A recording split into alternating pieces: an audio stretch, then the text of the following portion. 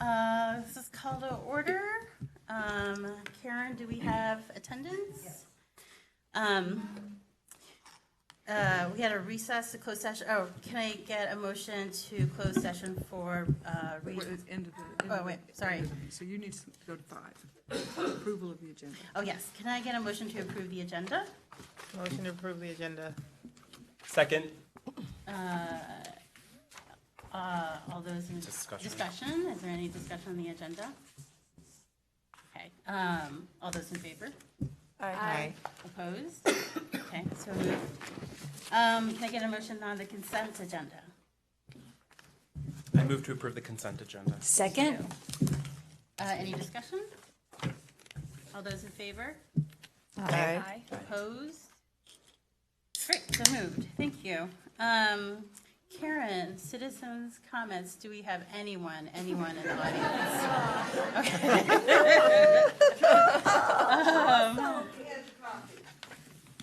So if you can, when you come up and give comments, we've asked folks to let us know your name. You don't have to give us your address or anything, but generally where you live in Ann Arbor. How much time do they have? You have 3 minutes. Great, thank you. All right, first person is Sarah. Is it me? Up here.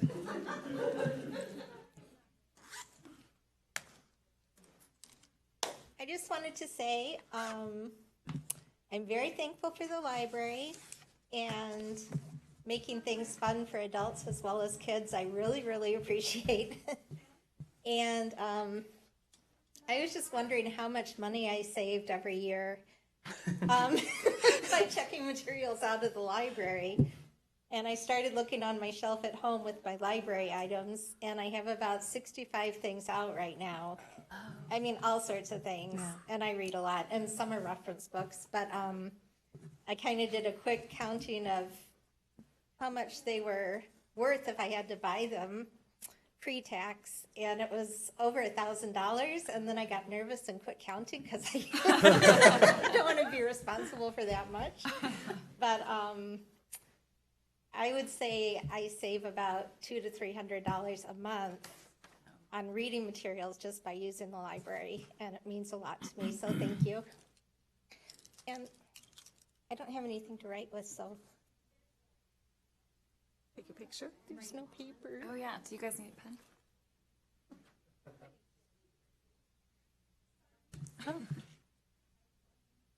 I'm gonna call the next person while I'm Got to get those writing. points. You Thank can take a picture of it too if you want to. Oh, I don't have a smartphone. Smartphone, yeah. Thank you for your comments. Thank you for coming tonight. Thank you. I'm gonna just leave the pen here, okay? Emily Durham.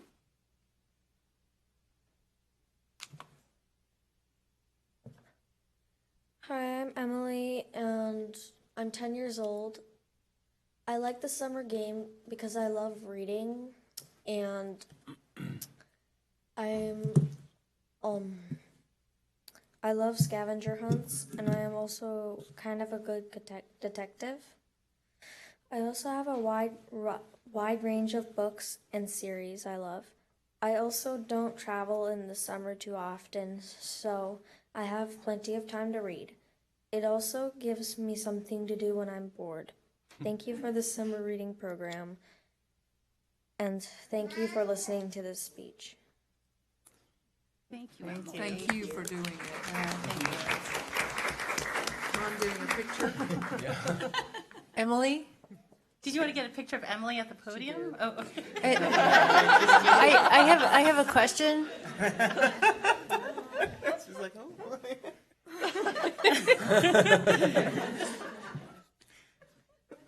Take care. Coral Lee.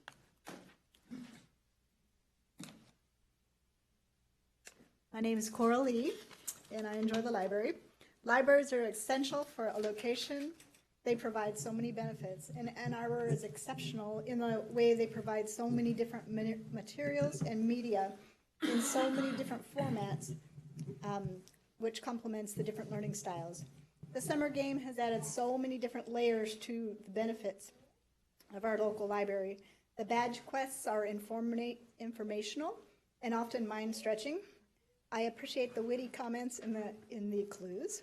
The library staff are very helpful and patient during the summer game and throughout the year, and I thank you for providing such fun. Thank you. Thank you.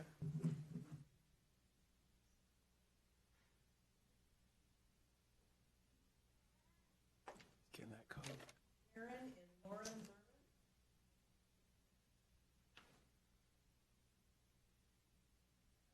Zerman. Hello.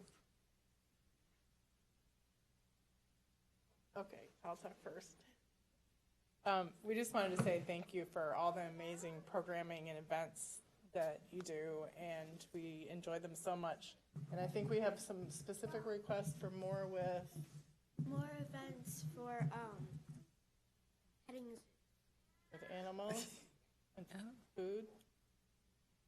No. But she likes the Zingerman. She was like trying to like plan an event the other day for us to do with Zingerman's because she knew it was summer game. But I also appreciate the fact that there are things for everyone. But I really appreciated the book signing yesterday and how it was run. We were on the 4th floor and we were out of here by a half hour after it started. So it was pretty impressive. I think librarians should run all events. Yes. Yes. Or library staff, I guess. So thank you. Well, thank you for Thank you. coming out. Okay, thank you.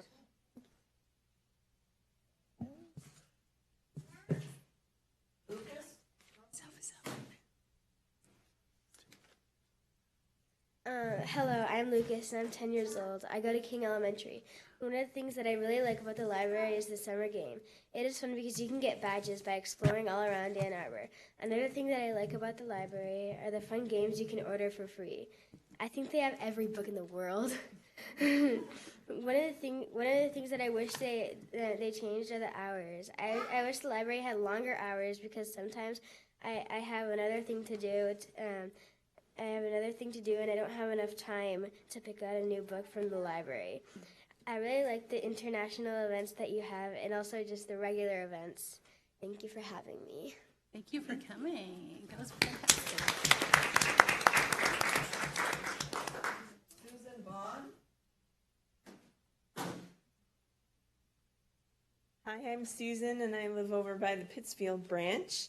And I appreciate the summer games because it gets me out of the house during the summer now that my kids are grown and exploring different places in Ann Arbor. And I've also encouraged the students that I work with at Forsyth Middle School to come to these. And I've actually taken a former Forsyth student who's a special needs student around to get codes with me. So it's a wonderful thing, great for the public. Thank you very much. Thank you for coming.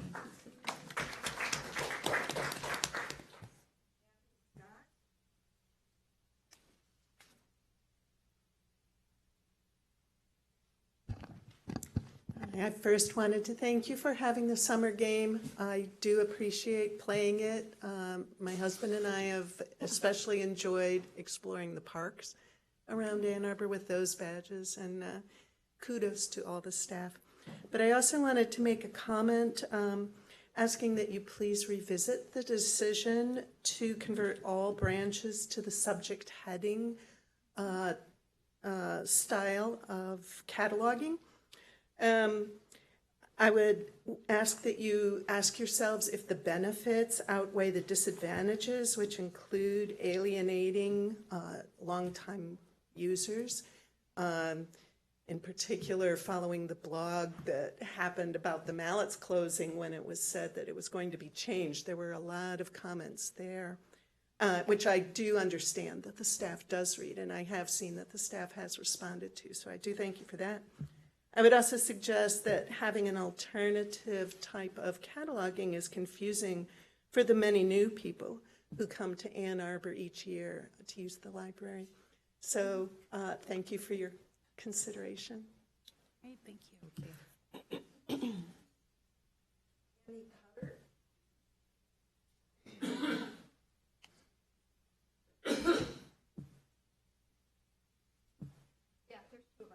Hi, girls. We're doing a twofer. Hi. You came last year. Yes, We did. Candy show part 2. Thank you. So when I worked at Ann Arbor Summer Festival, Tammy and Kathy were there pretty much every night, and they just make everything brighter and happier and shinier. Thanks, Colleen. That's so sweet. So I would like to thank the Ann Arbor Library, District Library, for the variety of materials and tools that we are allowed to borrow from the library, and for the range of programs that you provide throughout the year, not just the Ann Arbor Summer Game. Recently, I was talking to some friends who do not use the library on a regular basis, and I went on and on and on about how wonderful our library is, so much so that they asked me if I worked here. So, thank you so much, and we were participating in an event next door, and I had just enough time to say thank you. Yes, thank you. And we can't stay because I haven't finished mine. So I'm going back. Thank you so much. And no one has said it yet. Thank you for the ultra cool pins. Thank you very much. Japanese. Karen Stover.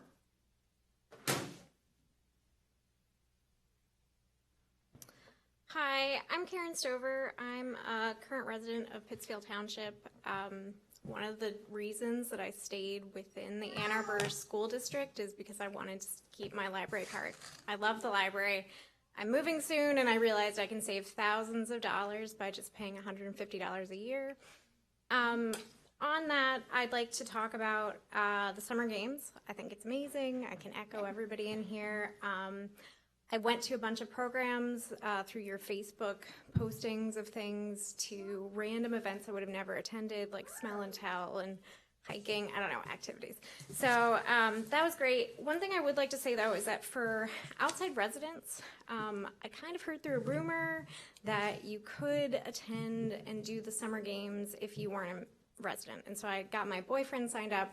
However, it is horribly advertised. I talked to basically every artist at the A2 Comic Arts Festival, and they were all like, I don't know what's happening. I don't know who these people are, and why don't care about the art. They just care about the codes. And so, like, in talking to them, I was like, oh, and you could play too. And they were just so surprised. And I think another thing that isn't well advertised up front is the prizes. If you're coming from anywhere else, prizes are not cool at a summer reading program. And I think that that's something that the library could do more and really bring more people in. I tell people, oh yeah, I got these cool pint glasses with the library thing. And they always say, like, what?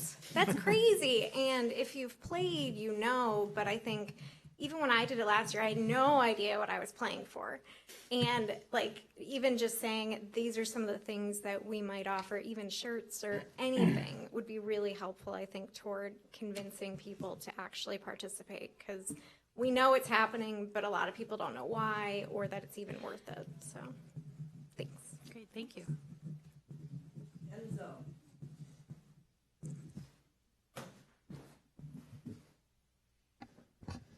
Hello, my name is Enzo and I'm almost 11.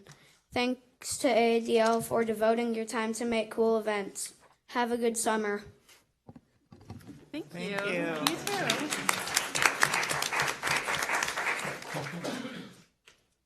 Tess Rosa Davies.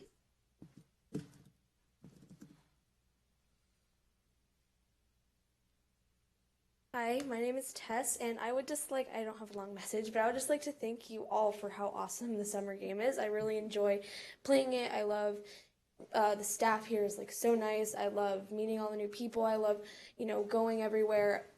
My family did like an awesome badge at the cemetery last year, and that was just a place that we had never really been to before. So there's a lot of places that, we've never gone to that we really enjoy going to. So thank you for the whole program and everything that you guys do. Thanks for coming.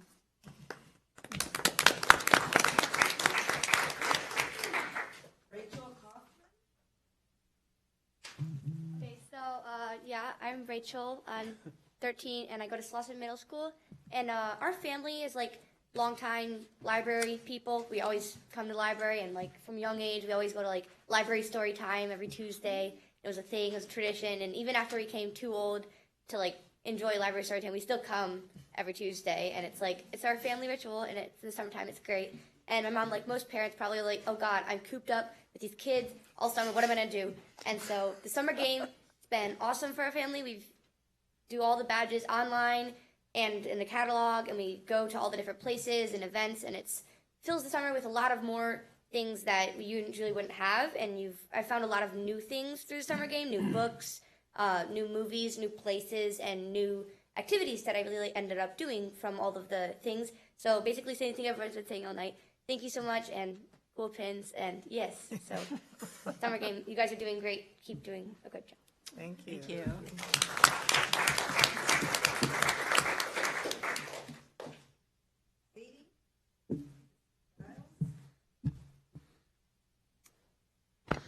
Hi, my name is Sadie, and I am 9 years old, and today I just want to talk about how much I love the Ann Arbor Library and its codes. So first off, I would like to say that I've been doing the codes for a few years, and I really enjoy them. And they help me go to a lot of new places that I've never been before, and I've been going to the library since I was really young, and it's a really nice place to read your books and have a quiet space to read, and it's really nice because you can just hang out with peace and quiet and just read your books. So thank you for listening. Have a good night. Thank you for coming.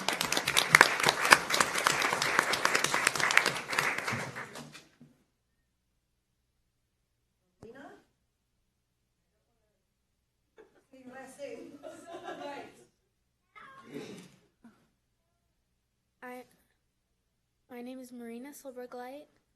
I'm 12 years old, and I have been coming to the downtown library for my entire life. When I was really little, my parents brought me here, and I have just been going my whole life, and it's really awesome how many different books there are. I've always been able to find a book, and recently I've really been reading a lot of manga, and it's great how there's such a wide selection, so I can always find new manga. Yeah. Thank you for coming. Thank you. Eleanor. Perfect. Hi, my name is Eleanor. I am 8 years old, and I am going into 3rd grade next year. I just wanted to talk about my favorite part of the library. Most people, like when you ask them, what's your favorite part of the library? They would say the summer game or the Comic Arts Festival or any of those other cool, fun events. But my favorite part about the library isn't technically an event. It's just the books. Like, I feel like it's entering a whole new world as soon as I walk in. They're like surrounding me, and you search whatever you want, and it just poof, it's there. It feels like magic almost. So I just like to thank all of the people who have helped make that happen. Thank you so much.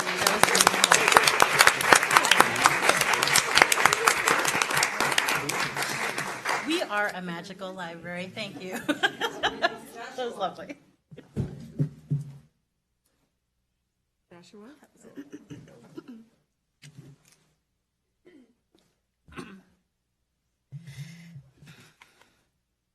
Hello, my name is Joshua. I'm 11. Hello, school board. Hi, Mom.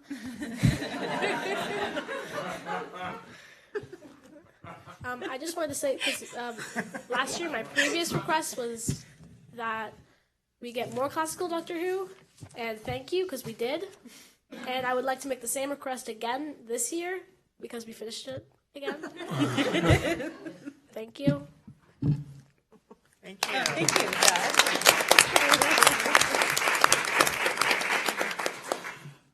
Kim and Jamie.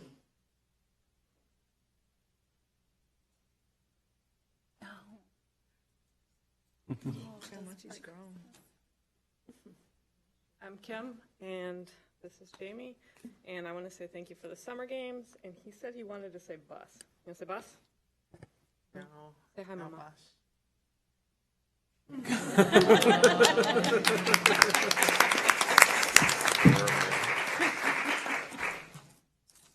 Jennifer Cochran.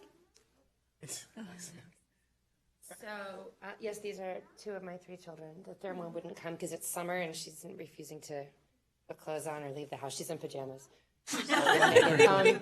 Just laying around. And so it is not summer until we come to the Comic Arts Festival. This is the sort of official summer kickoff in our house. So we were here a lot on Saturday, and it was great. And Eleanor found an origami book in the catalog she wanted, and it was on the second floor, and I told her to write down the call number and she could go find it, and I would just sort of trail her and see if she could find it on her own and help her reach it if it was up too high. And it was very exciting, all very positive, and I have to say one tiny negative thing. Everyone's also positive here, but I came up to the second floor with Eleanor, and we were looking around, and she kind of went the wrong way, and we ended up going by the bathrooms, and it still smells like such mildewy smell, and I was puzzled because last summer we were here for something, and I thought, oh, there must have been some water damage or something happened, and it seemed so strange to me that a year later we would still have that. So I'm sure someone has mentioned this to you, library board, but this is an odd thing. So normally I would not complain about it, but since we were here, I thought I would mention it. And we did find the book, and it was not quite too high,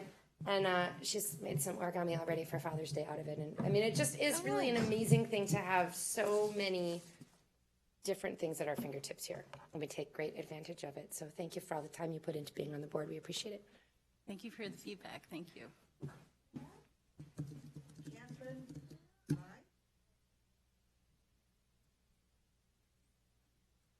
My name is Catherine, and I'm 14, and I live about 10 minutes away from the Traverwood branch. And I like to thank Summer Game for being here, because it's like, instead of being on the internet and just watching YouTube all day, I can be like my parents. I'm researching stuff on the internet. And I really think it's cool that we can get stuff for free as prizes from Summer Games, and also competing with your friends is really fun, because I can laugh at my friends who are 2 places behind me on the leaderboard. And then yeah, thank you for doing this. Thank you for coming.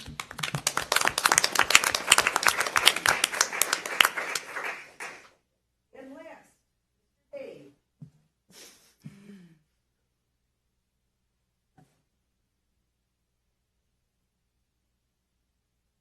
Hi, I'm Mr. Dave. I'm just here for the code, so I'm going to leave now. No, I'm just kidding. So I wanted to follow up on a few comments. One is it's great to see attendance by so many people.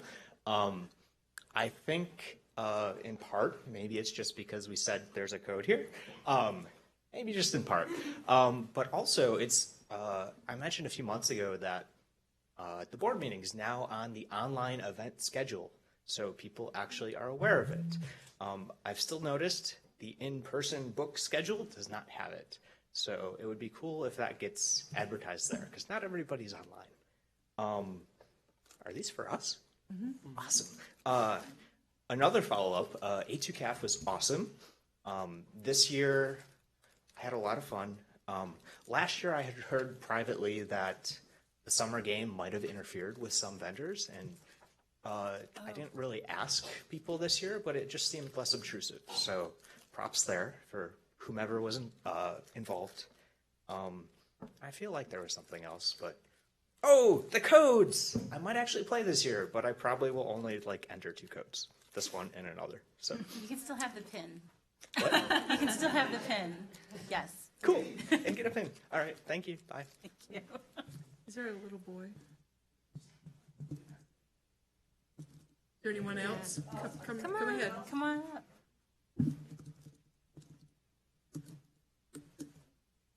He can do it here if he wants to. Do you want to use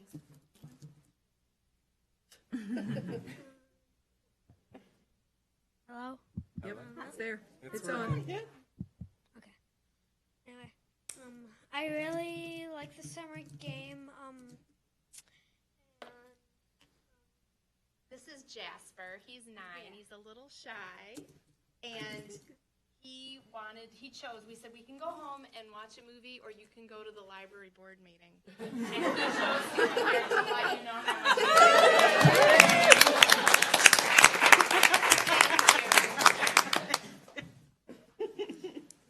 much. Do we have anyone else who might?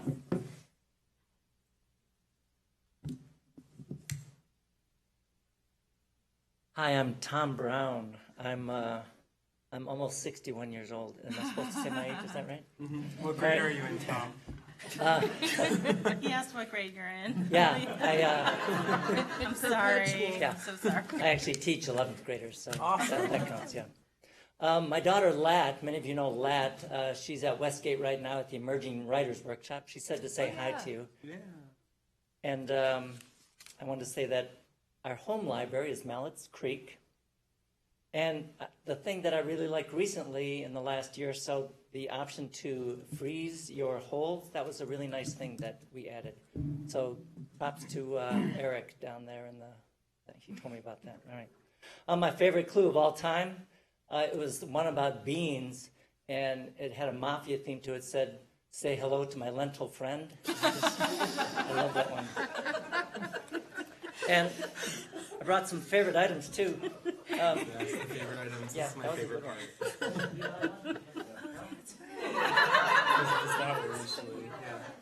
part. One of my favorite things this year is the umbrella.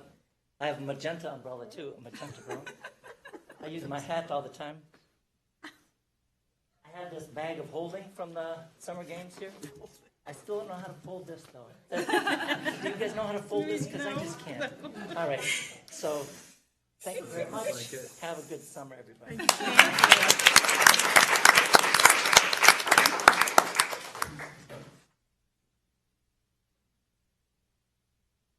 Hello, my name is Allison Hookwater. I'm actually a trained librarian. I've worked at a library for a year, and I work at a company that works with libraries. And so this is my favorite library in the world. And I've actually visited a lot of libraries in the world. I have been living in Ann Arbor for 3 years. My library is Trevorwood. And in the 3 years I've been here, I have learned how to make macarons. I've learned how to make my own handkerchief. I have mastered, honestly, I've become a very good an Indian chef with all the cookbooks that we have at the library. My boyfriend has learned how to fix a roof with some of the books at the library. He's built different wood projects with just random books from the library. We've checked to make sure that our house is insulated properly with some of the tools from the library. Honestly, we have saved thousands and thousands of dollars and learned thousands and thousands of new skills and have actually been able to use those in our daily lives, and it's such an amazing thing. There's so many amazing programs and so many amazing books and resources. Just with the audiobooks and the ebooks, and it's honestly, I cannot imagine living anywhere else. And I know that it's 5 stars for a reason, and it's been 5 stars for 11 years for a reason. And it's such amazing to see everyone here and the amount of money and support that this community provides.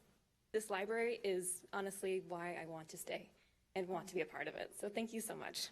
Thank you for speaking.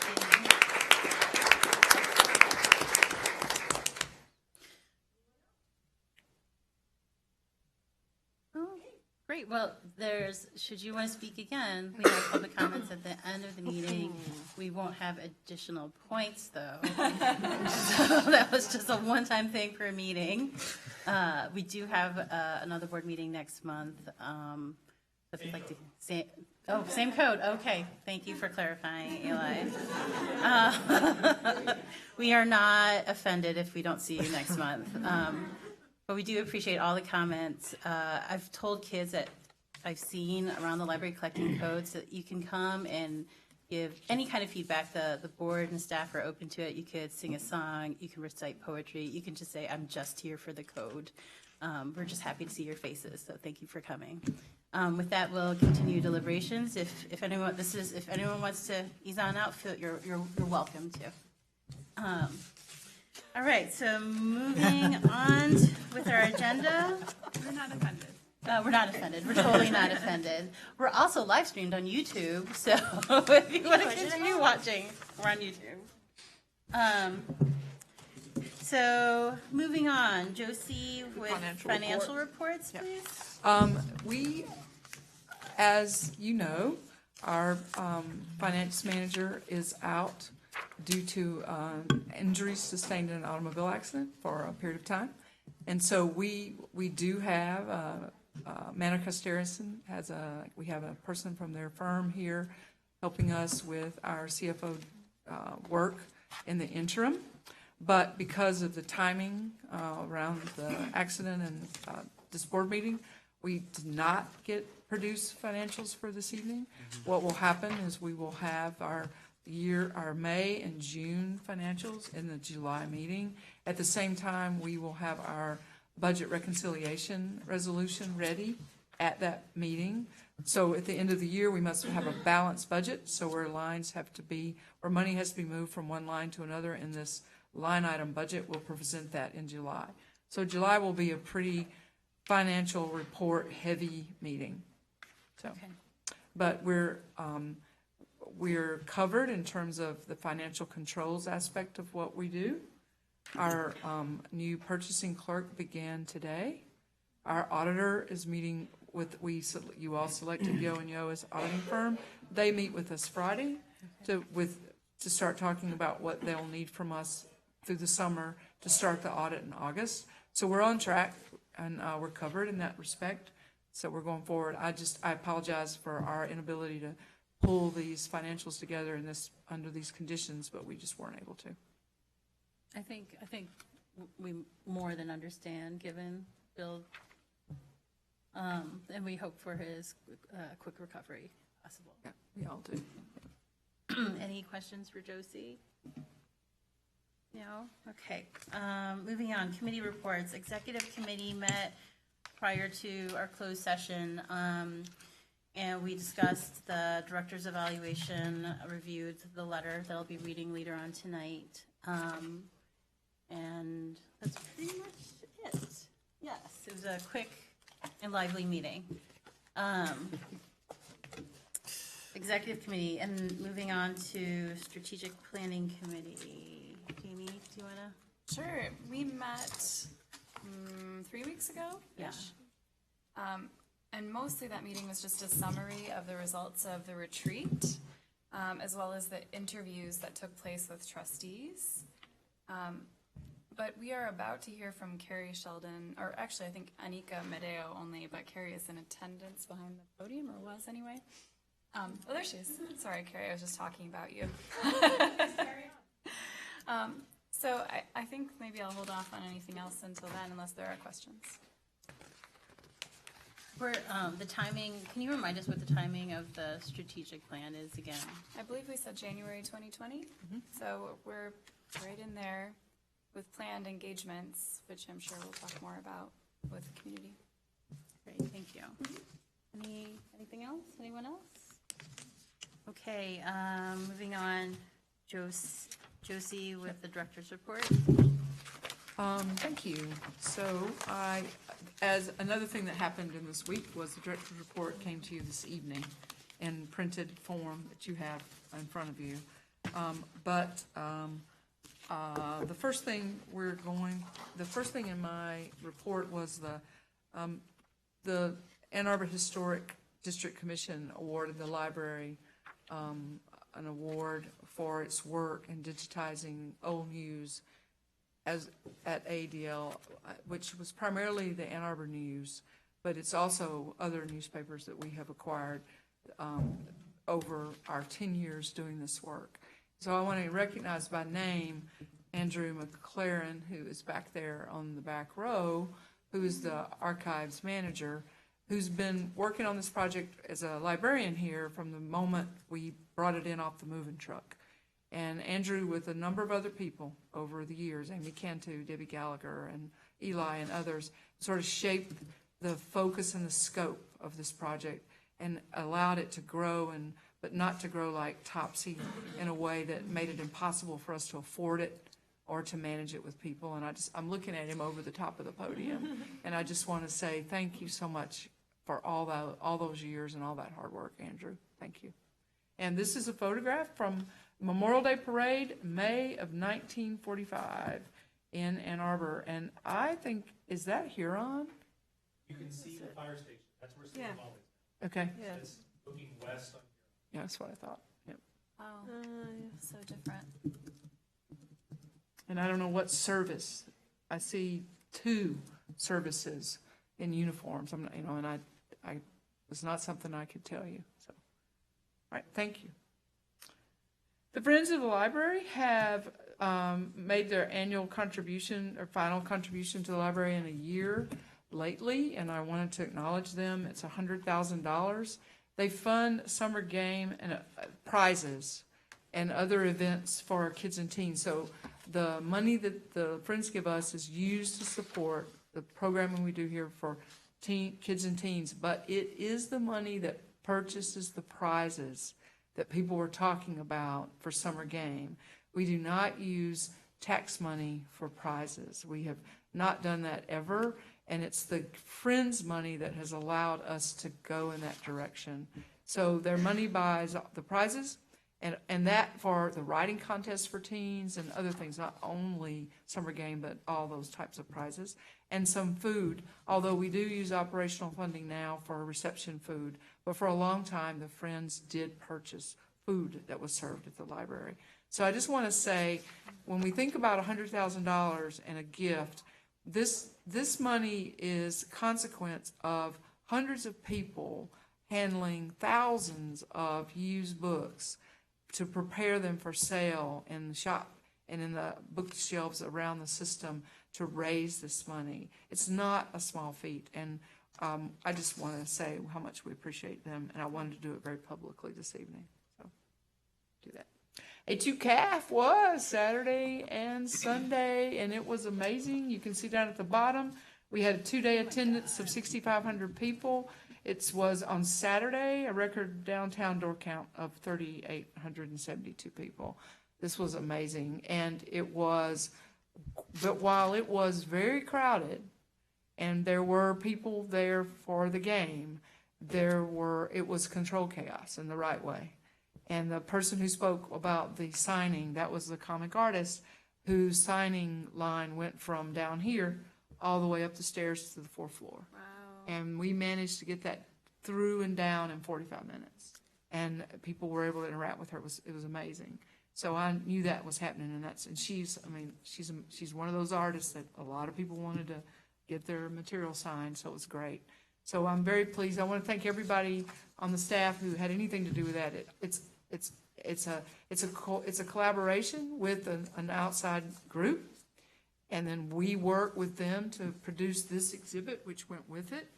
And out in the glass cases are examples of work of ElfQuest, and the writers and the illustrator for ElfQuest were here, and they were very amazing people to be around, and they had a great time. So I think we were able to pull it off in a wonderful way. The weather cooperated, and so thank you, Eli. I know this was it's not you, Nicole and Audrey. Okay, Nicole and Audrey are the two people we should recognize the most. Thank you.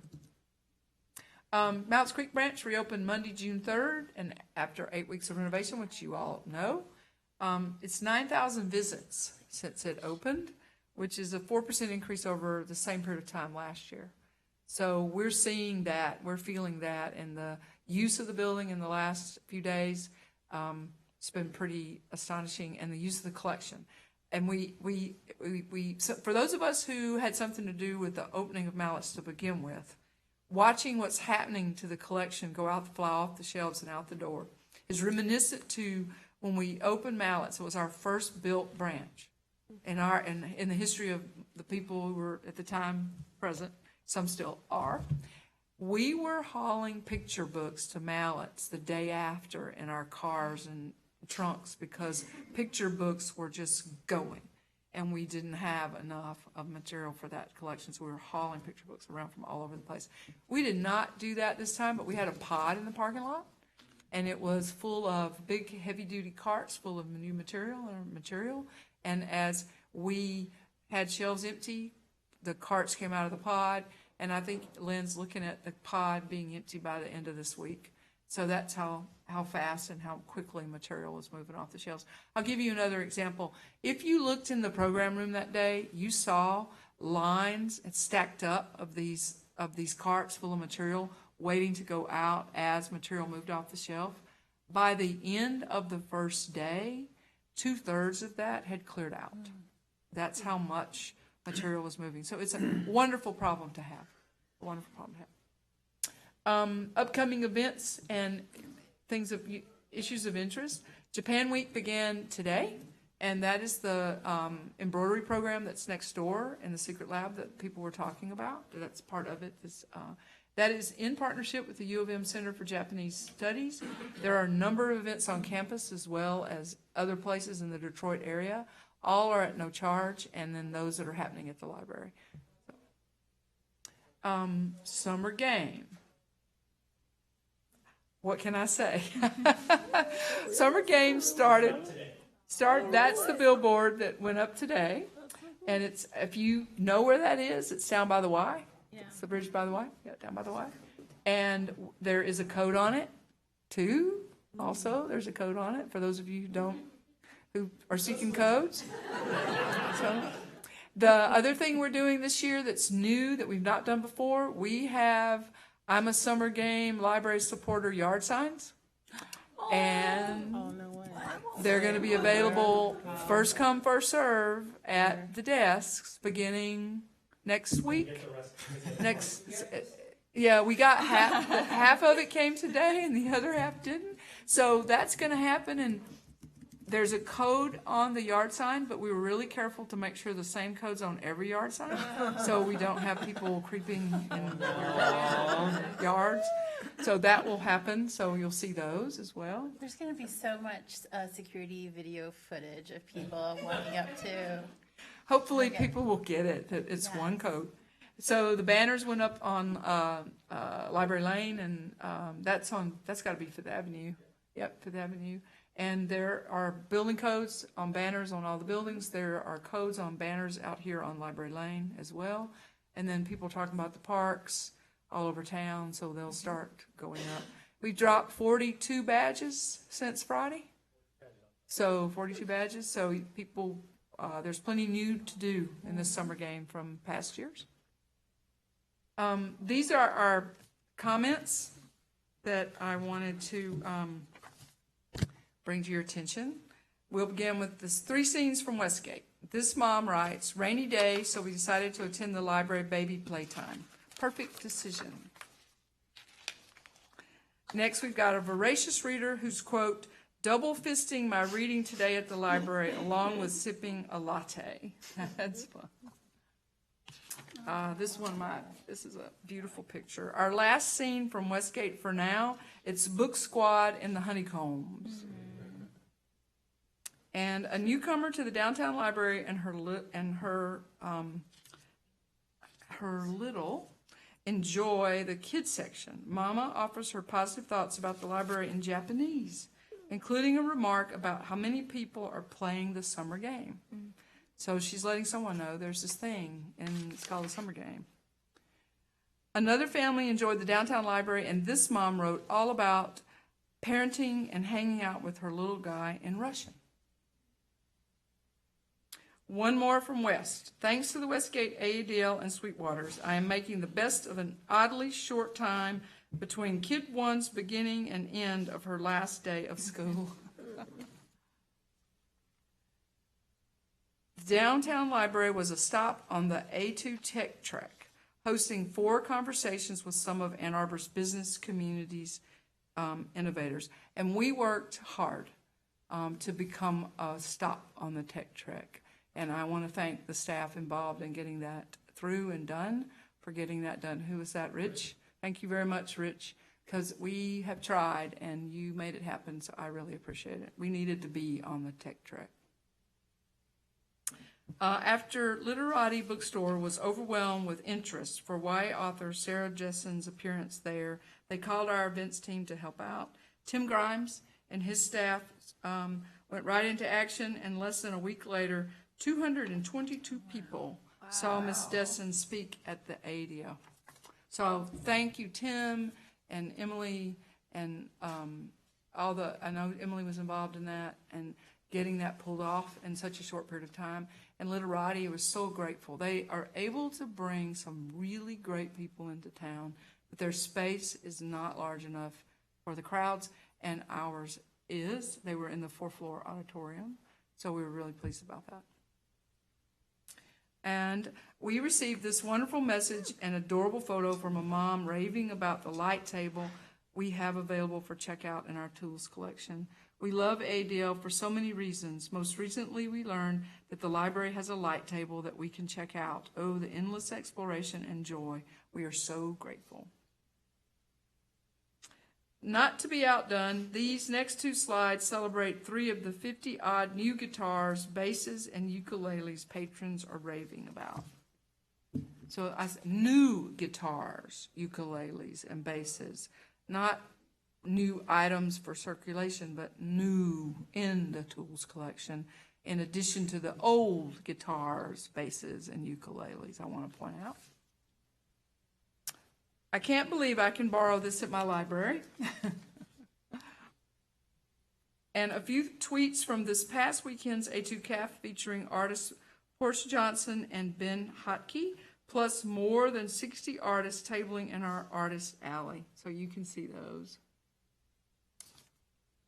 Finally, a few sentiments from people who love the summer game, best day of the year.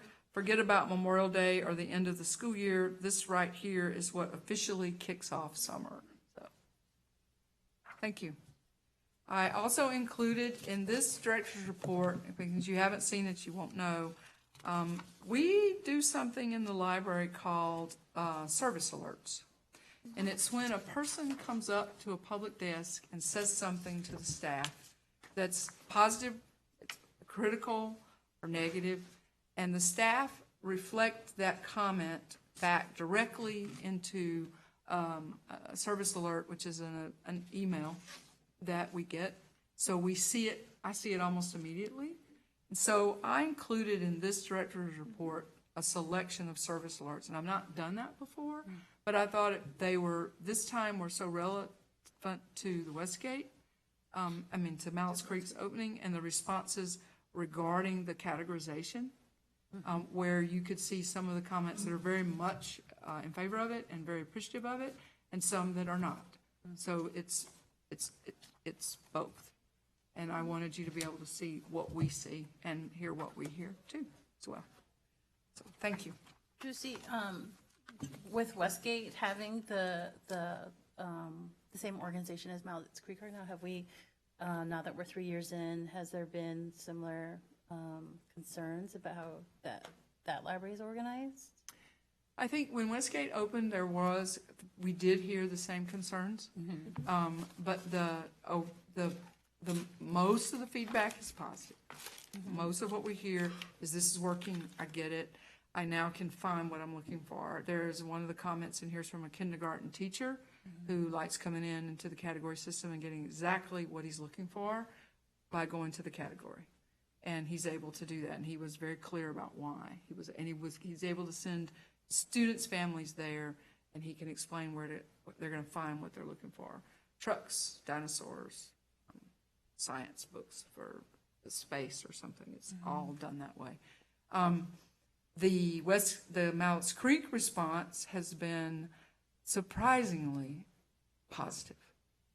We expected more criticism than we received, to be fair. And so we're continuing forward. We'll see. Mallets Creek gives us a better opportunity of gauging the success of the collection because it's apples to apples. Westgate wasn't, but Mallets is an existing collection that's been relabeled, and we close with certain collection information, and we've opened, and in a year we'll know a lot more about, or even less, is there a difference, and is it a positive or a negative? So we're able to do that. You mentioned that you were going to do fewer categories. We did. So I think I heard Sarah say while they were labeling Mallets Creek, they were also relabeling out at Westgate at the same time. I asked them to do that. I put that on them. And so in the process, they reevaluated and eliminated 100 plus categories, because in the doing it of it at Westgate, it became too granular, and that was confusing. So now they've seen it working. They pull back, so there are far fewer categories. And the categories at West while not yet 100% matching ballots, that's the goal. So by the time we do this at the next location, we'll have a much more refined system. So, and everything is relabeled at Mallets Creek. Nothing's left to be relabeled. It's all come in. It's right. Josie, in relabeling things at Mallets Creek, was there substantial change in what's at Mallets Creek today versus before the renovation? There's more material at Mallets Creek than before the renovation. There are more shelves at Mallets Creek, the same as at Westgate. We added to the collection at Mallets Creek. What I was wondering is, I totally understand and would expect that some folks would find it hard to get used to a new system, but I was wondering if we had any way to pull metrics that would show change in circulation after the change was made, i.e. That's what we're doing. 20% of our items more are circulating. That's what we're going to measure, and we're better able to do it at Mallets. Yeah. Terrific. Okay. I just had a comment about A2CAF. I spoke to the vendors, and I was really surprised that the distances they came from to present. One was a father and son team. They had produced their own comic book together. I think it was called Punk Taco or Taco Punk. Punk Taco. Punk Taco. Excellent idea. And they drove all the way from Connecticut. And this was their first time here, and they were so delighted. They said they hope that they'll be invited back next year. There is the artist who comes. He's come the past couple years from Toronto. And then I spoke at length. I can't remember who. I've always asked where folks are coming from and what they think about the library. And the response I had was that they were just surprised that a library can be like this, and that coming in, they were just amazed that so much can be done in the space. I was just really hoping that the air conditioning would hold up.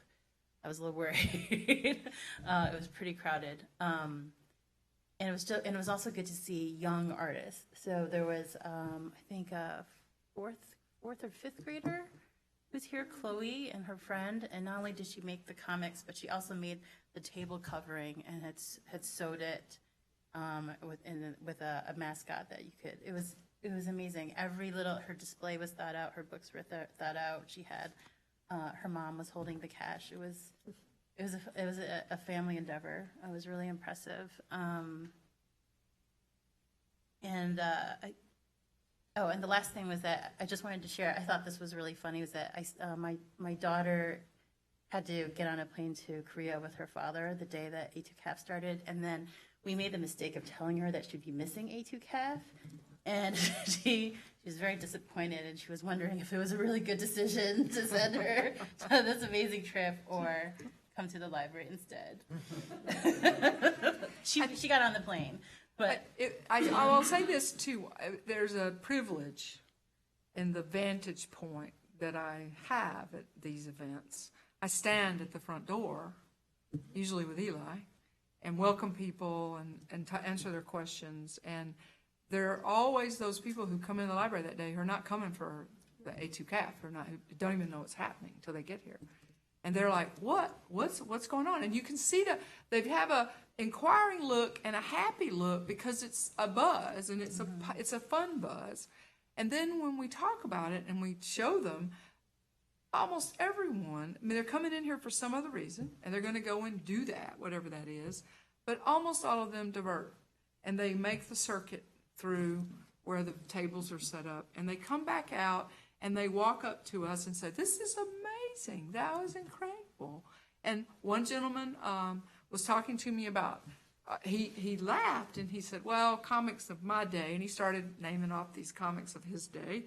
And I said, "Well, I don't think you're going to find anyone here today representing those comic strips, but go look and see what you can see. Go see what might interest you." So he comes back, and there's a comic artist who does classic literature in comic form, graphic novel form, Shakespeare, those types.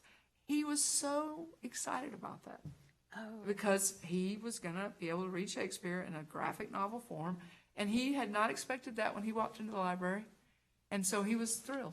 and he went on about his business, but and so having the vantage point that I do, and where the interaction, where we surprise people, is so gratifying. So I invite you to join me at my vantage point next time we have a major event in the lobby, because it's fun. You know, I didn't know that CAF is something that major cities host until we went to Toronto this summer. We saw a poster for the Toronto CAF, and Yes. the kids didn't know that this is a standard event for larger cities. A standard name, yes. We didn't- And ours is free, of course. Mhm. Thank you, Josie. You're welcome. Is there anything else? Any other comments? Oh, okay, great. Thank you, Josie. Moving on to old business, Bridgeport. Great, thank you. Come on up, Annika. Thank you. I didn't realize we were old business. Oh. Only Continuing in a manner of business. speaking. Good evening. I know all of you, but for those in the audience who don't know me, my name is Anika Madio. This is Carrie Sheldon.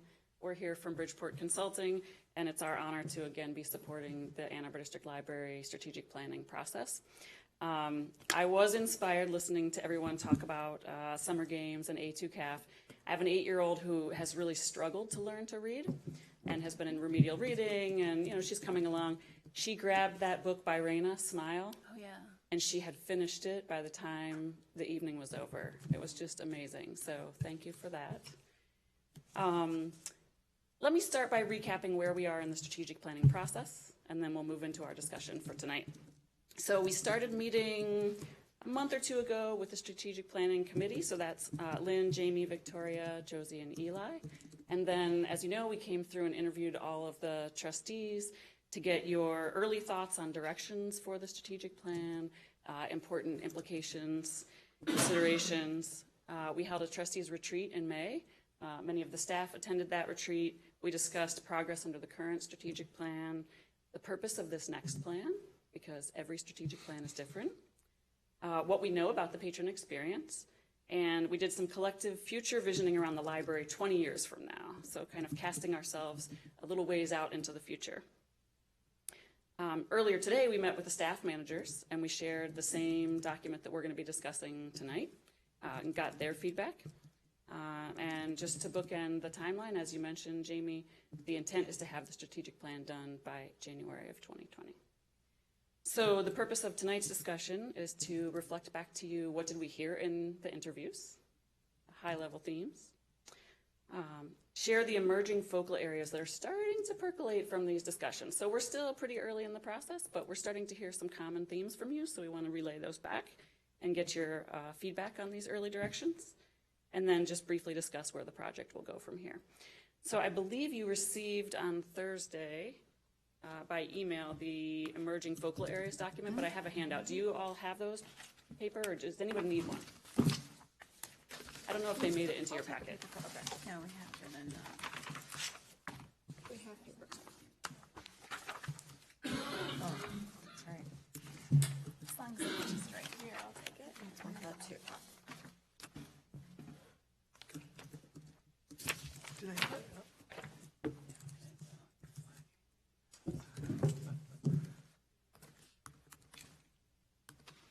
So we'll actually start on the bottom half of the page. There you'll see key themes from trustee interviews.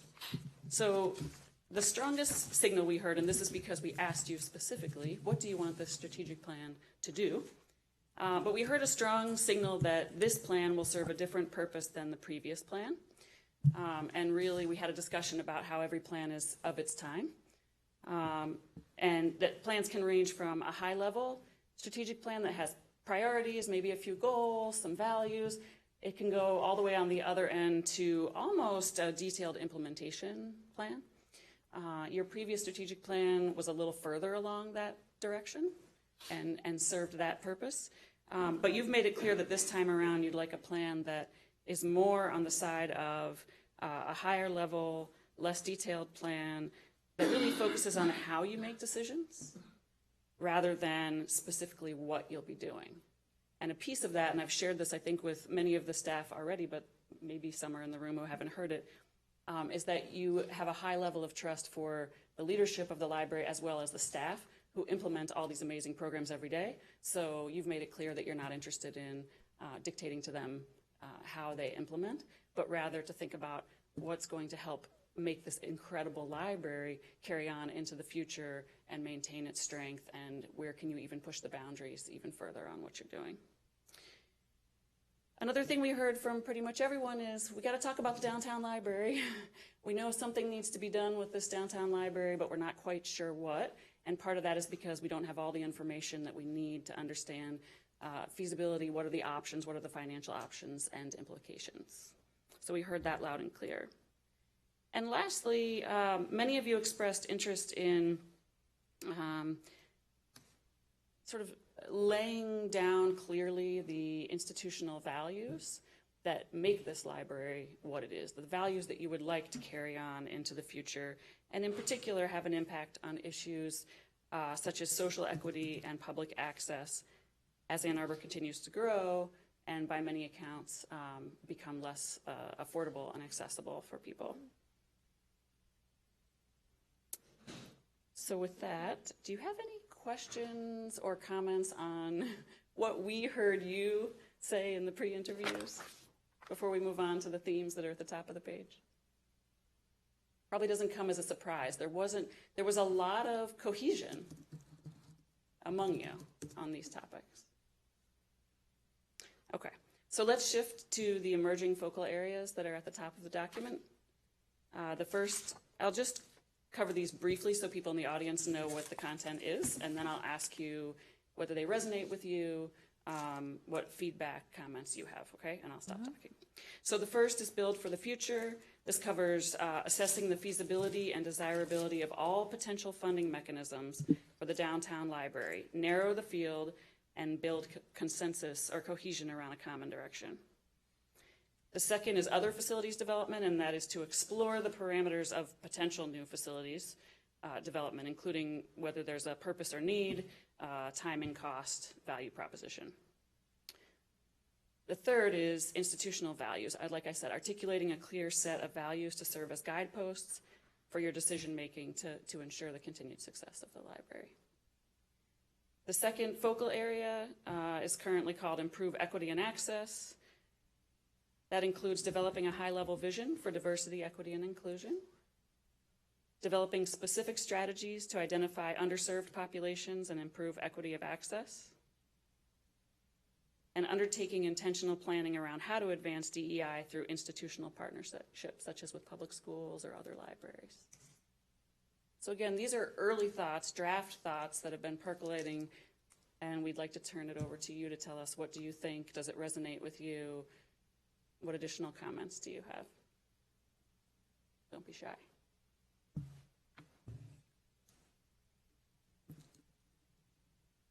I think we're trying to remember the conversations that we had. This was at the retreat and individually, so this is going back 6 weeks or more. Is that right? Also, I feel like Lynn, Victoria, and I have had a chance to think about this more than the others, so I'm kind of hanging back, but I don't have thoughts. Putting the pressure on the rest of the Yes. The board retreat minutes were captured very well. Thanks as always, Karen. I read them last night. For some reason, I wasn't on my radar. You were going to ask us to react. I read this and I'm like, oh, this is cool. This sounds perfect. It wasn't like, oh, something's missing. But I wasn't looking for that. So in general, you had a positive reaction. Oh, Nothing yeah. jumped out at you as shocking. No. I think, like you said, it seems like we were pretty consistent, and I think that comes through. There's nothing surprising here. I think one thing that, when we talk about institutional values, kind of the more casual discussions have been, we've been describing it as what is the library secret sauce? Or when the young lady who spoke earlier today called it magical.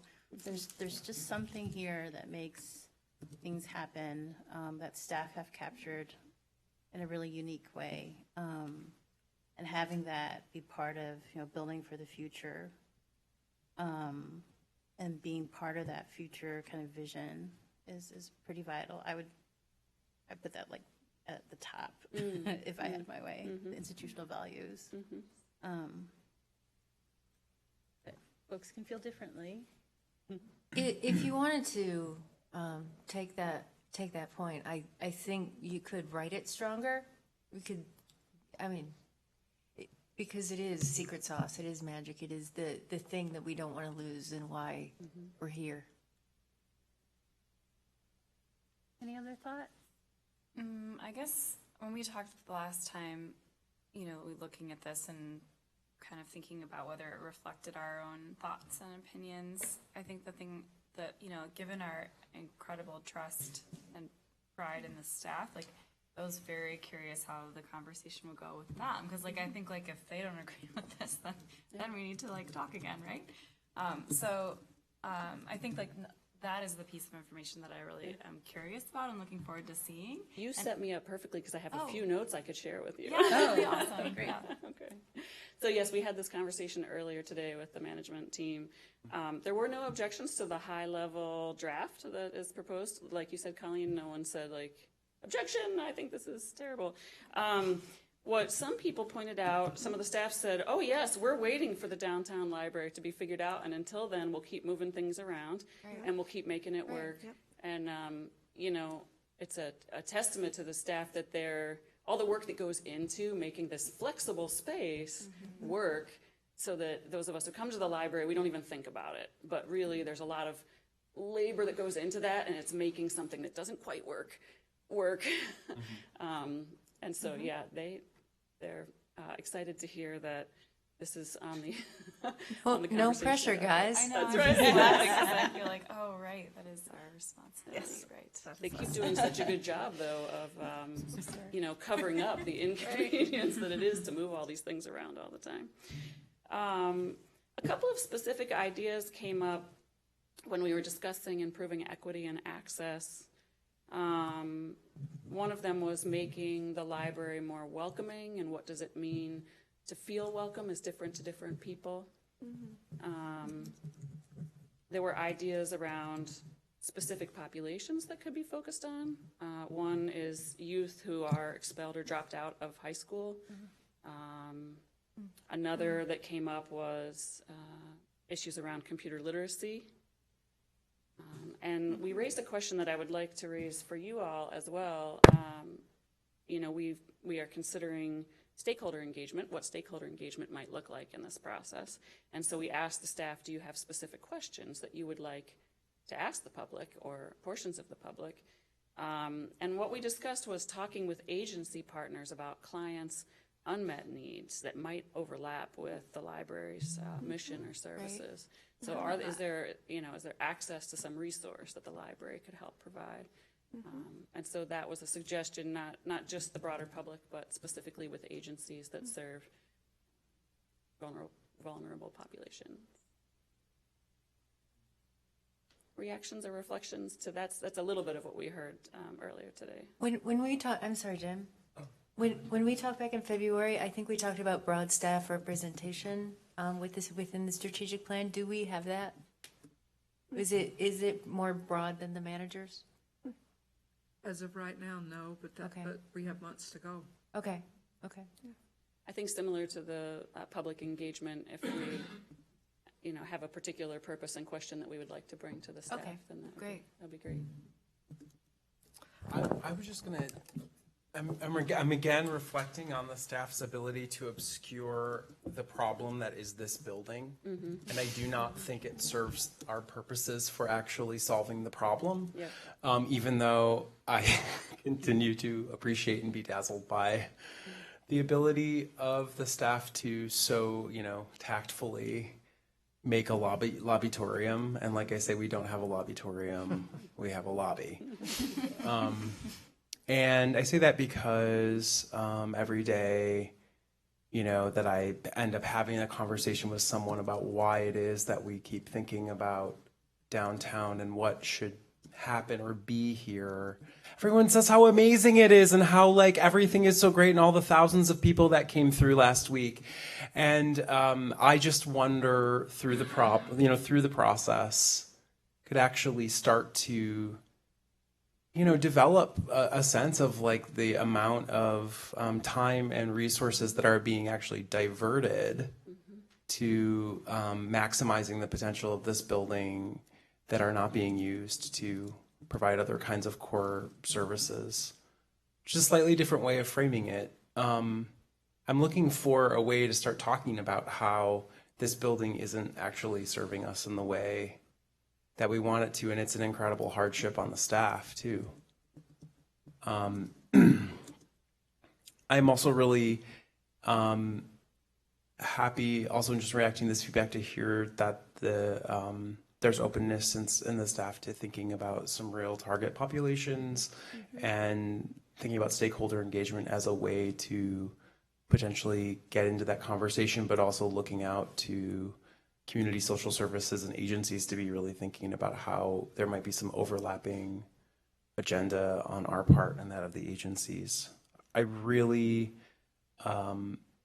think more and more that it's important for us all to find consensus around what our institutional values are, because if they can be practiced as lenses on our work and actually really be invoked when we are at critical decision-making junctures,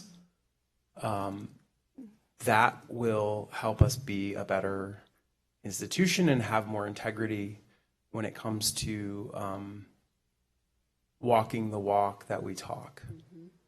And I think that would be a wonderful exercise for us to go through in the context of this work together as a staff, as a board, and so on. The last thing I'll say is that I'm very happy that you've captured in a document the feeling of trust and pride that the board has in what is really an incredible staff. Thanks, Jim. So I want to make a comment about improving equity and access. I think when we talked about this before, and I think this is what most of the board was thinking about, is that, I mean, that's a value we have as an institution that's reflected in hiring and staff and decisions. But I don't think that, I certainly didn't intend to say things like we have a problem that needs improving here. It's more of a focal point rather than a need to get up to some base level. And my thoughts about this, frankly, were more about service provision that the library provides to all of our patrons, and that administratively, of course, you would reflect those values as well. But as a board, I feel like we're more focused on the services that we provide to the community in our strategic plan, as opposed to, being involved in individual hiring, which we would assume that would reflect those values. Is that where everyone else is too? Mm-hmm. I mean, I don't necessarily think that there's, I don't think there's a problem to be solved for, but there's also always room to be improving in all of these dimensions, not just in services. I would agree with that. But this should be a central, I mean, I think what we're sort of drafting at this point is the idea that this is a central organizing principle of the library and a value. Yeah. Right. And that cuts across. Right, we're like calling it out as a value, so that will guide decision-making, but I don't think we're calling it out as like a deficiency. Right. That's what you're getting at? Yep, that's what I was getting at. And the idea here, I think, is that if this is a central value that we are putting in a strategic plan, that we, as Jim says, we need to enact that too. So that when we have questions before us, we need to think, okay, wait, is this really getting to this value? Not everything will, but we should be thinking that way in terms of this is our central organizing focus for fulfilling the mission of the library, of course. That we would, I mean, I think we all think about it, but that this would be sort of putting a stake in the ground that this is going to be a central way to think about it. Putting it out in the universe, putting it out on YouTube, putting it out in transcripts. What if you change the verb to grow from improve?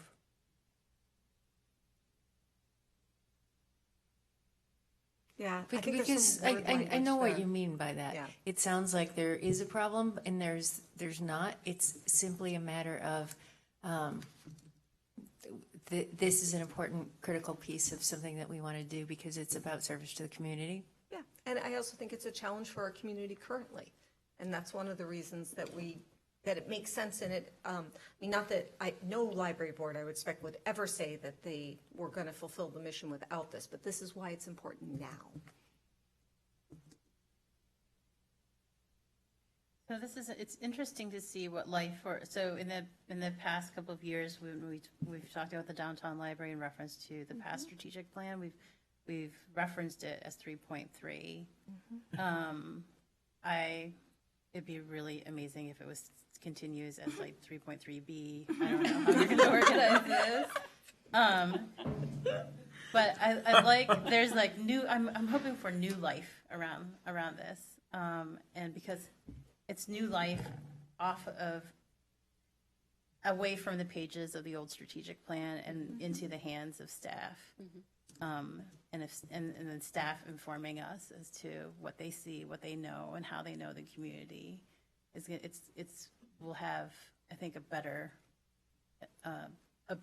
bigger vision. Great. Any other questions for Nico or thoughts? Questions, comments? I have just one other comment, which is, the other thing is, how can we tie the pieces together? If we have two main things here, building for the future, which is focus on facilities, especially downtown, and equity and access, are those separate things, or do we see them as inimicably joined? That focusing on our facilities is, we're going to think about it in terms of what can we spend capital dollars on to improve equity and access. Does that make sense? That those two things are not two separate things. Right. I kind of thought as being, so we can be super specific and talk about the downtown library, but then we can also kind of think bigger when we're saying building for the future. It's not necessarily literally building for the future, but anticipating like future needs or future populations.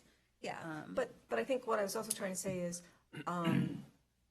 downtown is the center of Ann Arbor. It's the place that has the most public transportation, and there is a way that building downtown and maintaining a central location enables us to meet access needs. And that, is everyone? Yeah, absolutely. The two are like certainly linked, and I think that, yeah, I suppose if we like divide them into two columns, or then you could see how like you follow one path and end up here and another one there, and you want to make sure that the two are always kind of in concert with each other, maybe? Okay. I mean, not everything will work like that, but that those two things are not in opposition, that they're joined together. Right. Okay, I feel like I'm getting blank stares, but No, I'm getting nods. I like the double helix movement that Jamie was doing, so I like the idea of merging ideas. Let the record reflect the double helix move. Yes. Great. Any other thoughts for Anika? All right, great. Thank you so much for all of your work. You'll be hearing from us again soon. Thank you so much. Great, thank you. Do I get the code now? Yes, and a pin. And thank you, Carrie. Yes, thank you, Carrie, too. Thank you. Moving on, Len, on update on construction projects. Good evening. So, Josie said, or let everyone know that Mallett's, as we know, is reopened. We are starting to install the glass to the meeting rooms tonight. So when I'm done at the podium, I'm going to Mallett's Creek, and we hope to have that completed by Thursday morning. We're going to do all the work third shifts, no other closures needed. Okay. But it's going really well, so fingers crossed. This time next week, we might have meeting rooms. We're still working on the fourth floor meeting room here, waiting for construction estimates. We'd hope to have that early July to kind of rework that room. And if all goes well, we could possibly, go ahead. Yeah, I'm sorry, Len, which space were we talking about on the fourth floor? Our fourth floor meeting room, where you guys used to meet. Oh, yes. We're looking, we're getting, we've been working with Dan Mooney on kind of reworking that space, adding some seating in there, move the AV room, the podcast room, stuff like that. So there'll be more to come on that. I hope to have a budget early July. Okay. And then the other thing is, it's old business or old projects for us, but maybe new for you guys. We are working on putting backup power at the branches, generators, or at least getting cost estimates to explore the opportunity for it. In the last 3 years, probably, we used to deal with outages at Mallett's Creek. It's kind of grown. We're seeing it at Pittsfield now. We're seeing it at Traverwood. It's pretty regular. And we've had damage to plant systems, things like that. That's just out of our control. We have worked with our DTE rep. So we're gonna kind of look at to see what that, we talked about doing mallets a couple years ago, and we were told that the gas line wasn't big enough to support it, so we left it. Since then, we've met with gas distribution, which they feel we can pull it off of Eisenhower, so it's kind of back on the table.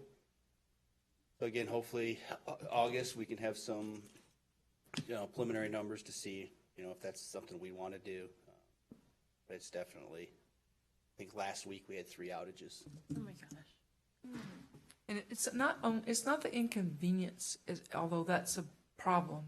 It's the damage and the brownouts to equipment. So the same as at your house when it blows something because you had an outage, it came back and then it went out again. Our damage is huge and very costly, and so it's adding up. And because it was, as Lynn said, there was a time when this happened at Mallett's, and if there was a thunderstorm, everybody laughed about it. It was not going to be power at Mallett's. Now it's happening at Pittsfield, and it's happening at Trevorwood. And what Lynn's not saying, that I will, is it's in direct relation to the development in those areas and the drawdown on the power grid. So, So the new substation up off of Pioneer? Yeah, off of the Plymouth Road that DT's building, Plymouth and Hearn Parkway. Is that's not going to help? I don't know. Traverwood? I met with our DTE rep last week, and he actually brought someone with him. They have the cleanest, most reliable power. Yeah. Yes. Thanks, Len. That is available. Yes. They are working with us. They know Okay. that we offer a different service. Josie mentioned that, with the commercial building, you have 3-phase power. So if we lose it at home, we have one line coming in. In a commercial building, if you lose one leg, you're still drawing power. So everything in the building is trying to come on, and it's damaging because you'd have to shut the building down completely, which we can't do that. We want it to come back on. We actually had one at the archives a week or so ago that had a brownout. We had a damage, and that's in a lease spot. Yeah. The system did what it was supposed to do, but we were all troubled by it. And so that's the same kind of grid that's at Mallett's Creek. Last summer, we replaced 2 compressors at Mallett's Creek for the chiller. So that was about $20,000. And we can't tie it directly to a storm because you have to report it within so many hours of the storm. So it's a growing problem. So we can't organize with other surrounding commercial entities? So like if there's Traverwood and the apartment complexes, I mean, it must be, there's no leverage. And Yeah, you're either, how do they word that? You're either primary power or secondary power. So downtown, this building is actually primary power. Okay. So we have a little more leverage in this building because the switchgear from DTE is actually physically in the building. Our branches are secondary power. So there's a main feed, which it may be Google at Traverwood. There's something there that's messing everything we're up. on our own on this. Okay. So. Okay. Any questions? I guess I would say that when you have preliminary numbers, it'd be nice to have an understanding of what the financial impact is likely to be if we don't do it, based on what's happened in the past, both, so sort of the picture of what services we've lost to patrons and also, cost in terms of another equipment. thing is, and we've dealt with this over the last few years, all of our buildings have a UPS, a big battery bank, or I think it's called the Watt Stopper at Mallett's Creek. To replace those batteries, which happens, we do it. It's, there's a maintenance fee involved with them, and then there's a replacement cost. To replace those batteries is around $11,000. That's every 5 years. And if something goes wrong, we're either doing maintenance to them or replacing them before that. And that's just part of what we do. It's, we have to have a system like that, so when we lose power, there's emergency lighting. Right. But that's just another cost that whether we have backup power or not, Right. we get that cost annually. So Instead of every 5 years, it's annual. it depends on the draw, right? So how much are they used? So a battery needs to, lose charge and then be charged. The problem with those, I feel, is that they're always ready to go, which kind of kills some of the life of the battery. You want them actually cycling, and they don't do that because they're supposed to be fully charged. So we have them during an outage. But we have replaced those. December of 15, we replaced all of them at Mallett's Creek. Since then, we've replaced the banks twice at Traverwood and once at Pittsfield. So in the last 4 years, You can see the amount of money we've spent just to have backup batteries in the building. And with the outages, you know, it really is a weekly thing for us, that there's some power issue at one of the branches. But not here. Again, this is Yeah. different. It's all underground, right? And we are primary here, so. We actually had one this We past had a blink, month. we had a this blink past a month. couple weeks ago, went Yeah. out about 30, about 34, was that less than half a minute? Yeah, it was, Yeah. again, downtown's a little bit different. There's, the overhead power's not there. Everything comes in underground, so there's no tree falling on the line or anything like that. Right. So storms aren't a huge impact. That's more of a larger equipment problem, which I'm sure that's probably what we had. Okay. So I hope to have something for the July meeting at least, so you guys can look at it and see, you know, Okay. where we're going with it. Great. Thank you. Any other questions for Len? Congratulations on Mallett's Creek. Yes. Yes. I would like to piggyback on what Josie said. We worked with Kathy Hoskins, which is the building supervisor, who was the building supervisor at Westgate when we relabeled that. And her comments were how just everyone worked together. We had Andrew McLaren involved. We had Sarah Waddell involved. All of the right people were there. When a problem came up, it was just solved. It was really a smooth project. So a lot happened. But all the right people were involved. It was a lot of fun. So. Good. Thank you. All right, I'm going there now. You guys have a good evening. Good night. And now myself, the Director's Evaluation Letter from the Board. Josie. I'll read this from my laptop. Dear Josie, many congratulations on another successful year as Library Director for the Ann Arbor District Library. The Executive Committee and Board of Trustees are honored to serve alongside you and fully appreciate the impact that you've made on communities within and beyond Ann Arbor.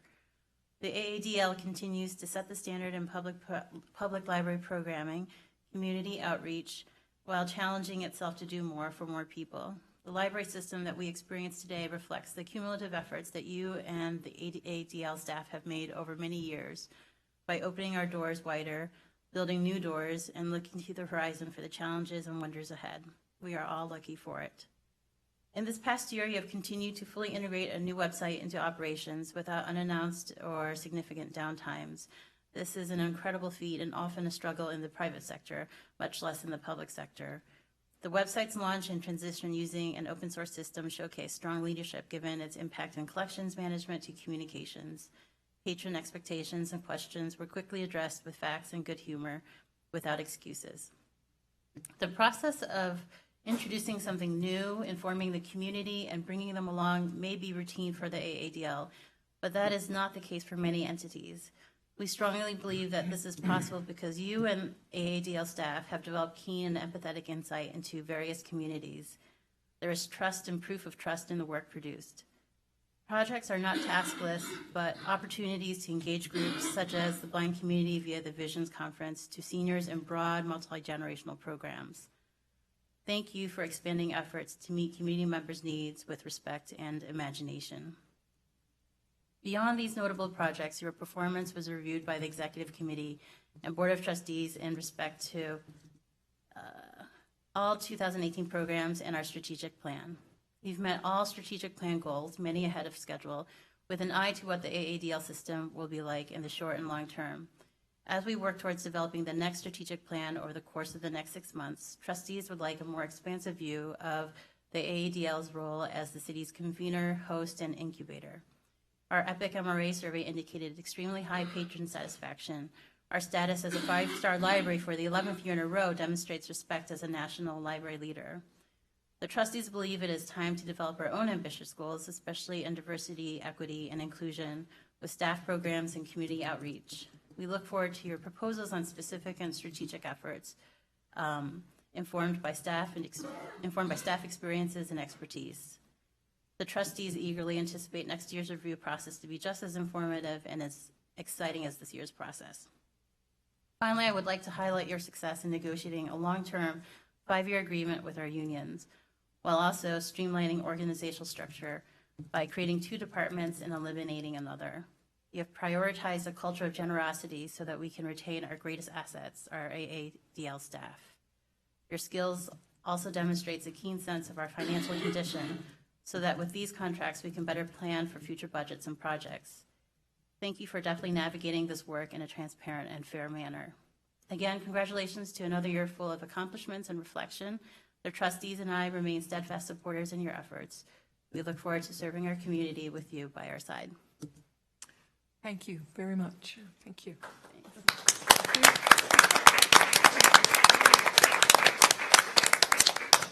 Thank you. It's always overwhelming to listen to a letter about your work read in public, but it's overwhelming in a good way, in a lovely way. And I just, I want to say, I look around the room and I see the staff and a number of the people who are here and all of you, but I also see some people who are still waiting to get a code, right?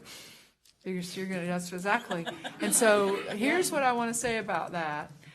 I appreciate you very much because you step up into a public place and a public view and you add a dimension to your life, that you bring it into the public library world. You give us this time out of your lives and you do it for all the right reasons. And for someone who's in my space, you cannot know how important that is, how much that means to all of us who work here, who do the thing that we chose to do as professionals or for this point in time in our lives, whatever that is. It's so amazingly gracious of you. It's also your own brand of culture of generosity. And I want you to know I feel that way about it. And thank you. And out here in the middle, it's like we're bread, the staff and the board. And the staff's on the other slice, and they know how much they do. They know what it takes to get it done. They know how to work with each other to support it. They know it when it's working. They know it when it's not. And I really appreciate that they're able to do that with the kind of flexibility, frankly, that we give them. There are situations I've been in my own working life where I was not in a situation where I was trusted with that flexibility. And for someone like me, that's frustrating. For someone else, it's scary. Maybe I should have been scared more than I was, but it's scary. And so there are people here who leap on it, and there are people here who gladly follow and do that work with each other. And I want to thank you. I'm aware of the difference. We need it. We need everybody, and it works. And then there's what's in the middle of the bread. It's the gooey, delicious, magical jam. And it's people like these young ladies who are sitting here waiting so patiently to stand up and tell us how they feel about the library and get their code. That's why we're all here. And I never thought I'd make a metaphor about a sandwich in the library. It kind of works. There's a bad series about that. There is now anyway. It's a magical. So thank you. And so that these young ladies can get their code, I'm going to stop talking. But thank you. Thank you all very much. Very, very much. So it's your turn. Come on up. She'll say it. She'll say it. Go for it. Okay. I'm Varshini. I'm going into 9th grade at Huron. I just finished 8th grade. So I turned 14 in December. So my mom thought that I should start doing more things in the community and stuff. So your attention, please. The library will close in 15 minutes. The internet stations will automatically shut off at 8:55 p.m. Please make any final copies at this time and take all materials to be checked out to a self-check station or to the circulation desk by 8:55 p.m. Thank you. okay, so my mom thought I should do more things in the community. So she signed me up to volunteer at the library. And I've only done it like 2 or 3 times, but I already know it's going to be fun in the future. And I hope I can do it in high school too and use it towards my volunteer hours. So I just want to thank the library for giving me that opportunity. Thank you very much.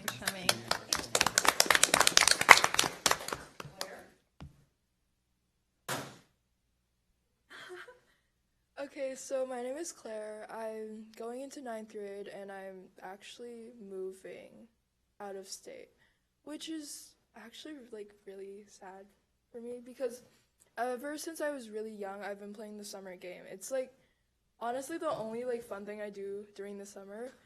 If I didn't do it, I'd probably just like lay around all day and do nothing. So I'm really thankful that the library has like taken time and the energy to set this whole thing up. And it's like, yeah, I'm just really sad that I'm moving out of the state because also like I didn't appreciate how good your whole library system was, but it's really efficient. It's really like straightforward and easy to use, and I've just, yeah, okay. I'm not really sure what else to say, but thank you. Thank you. Thank you for coming.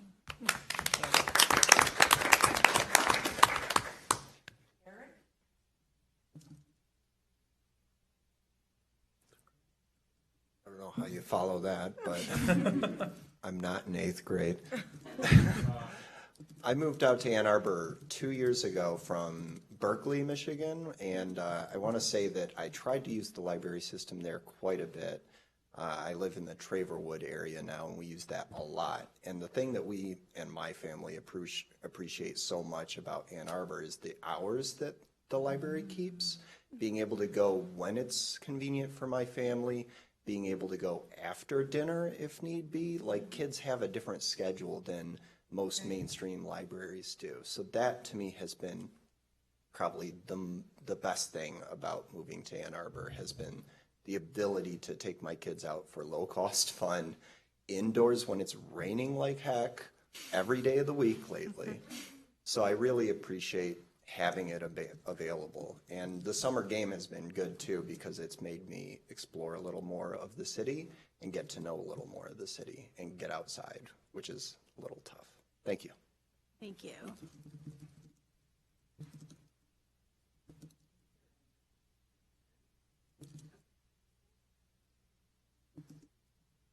I spoke before and I decided to stay. So here are my comments of listening to your meeting.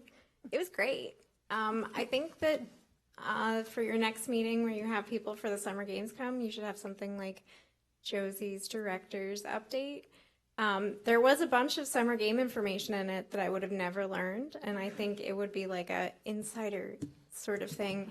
It might also help with people coming to other events. I've kind of always wondered why you guys don't put more just point values on showing up to the ones off season, because I feel like people would show up, and if you're trying to get attendance and you're trying to get people to show up, these points are pretty arbitrary. So I think that would definitely be something that would bring people out. Thank you. Oh, and I also wanted to mention for the events that aren't summer games that I really enjoy, just so these keep happening, hopefully.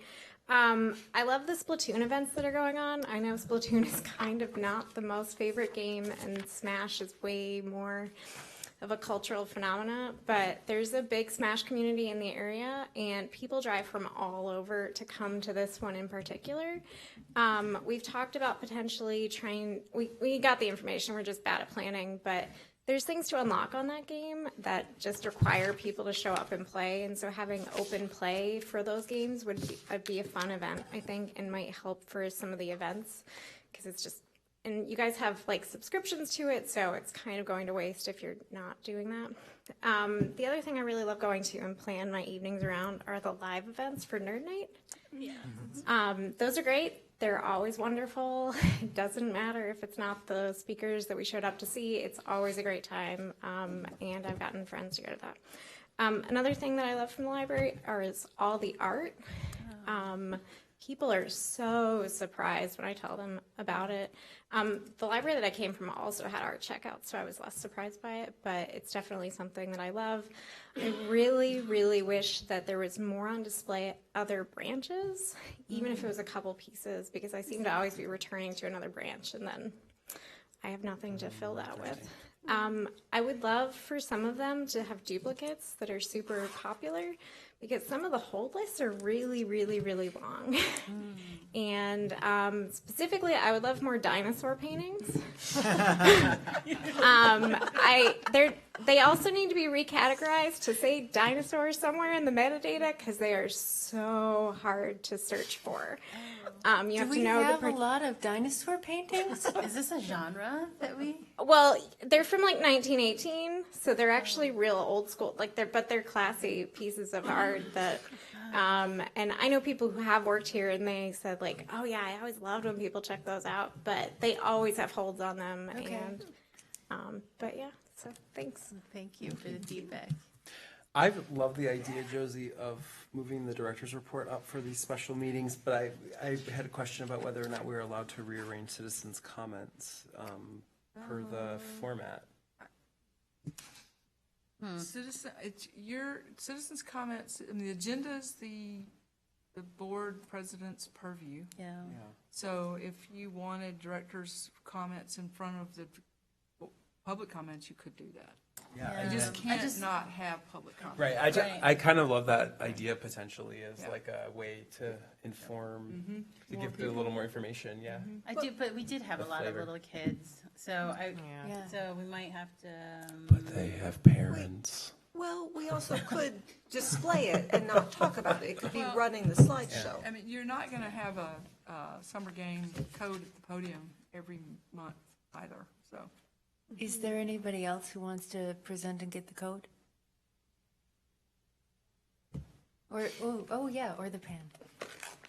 I just love that we have classy dinosaurs art as an option at the library. This is not something I never thought I'd talk about. I'm going to be looking for it now. Great. Well, I think we've finished our work for the night, so I will. Or Do we have to no, vote oh, for- no. We didn't add it. Closed session. Oh yes, we need. Do we have to amend the agenda first? Yep. I Yeah. would move to amend the agenda so that we can add an item to vote for closed session for discussion of real estate in July. Second. A discussion? Any discussion? All those in favor? Aye. Any opposed? Great, so moved. I would like to move that we meet for closed session in July for the discussion of real estate. I second. This is a roll call. Yes. Oh, right. Discussion? There's no, any discussion? No. Got it, Karen, you okay? We sprung it on you. I know. Forgot to add it. Thank you for remembering. Yeah, yes. Yes. Yes. Yes. All for it. Yes. Yes. Great. Thank you, Karen. Thank you, everyone. We are adjourned. That was a nice long stretch. I'm glad he had texted me what his report was. I couldn't stay.